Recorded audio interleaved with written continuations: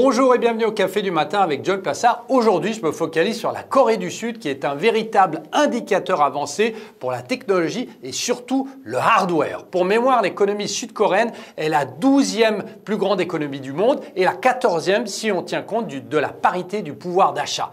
Le pays est relativement ouvert et orienté vers l'exportation, les exportations représentant 40% du PIB contre 12% par exemple aux États-Unis.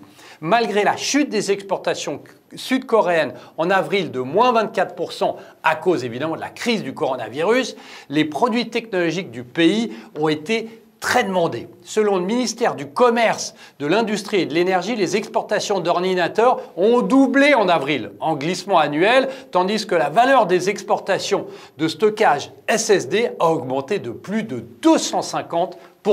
Le télétravail et les études à distance ayant fortement été sollicités dans le monde entier avec de nombreuses personnes installant leur nouveau bureau à la maison, les technologies et les accessoires technologiques ont été très demandés et leurs prix ont également augmenté de manière générale.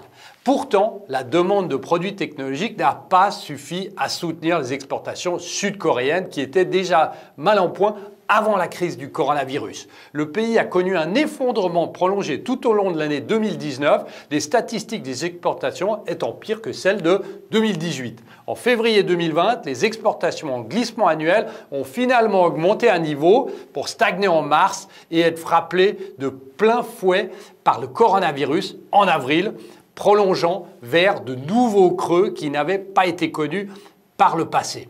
Cependant, les exportations de produits technologiques et surtout de hardware laissent augurer d'une très bonne année 2020 pour ce secteur.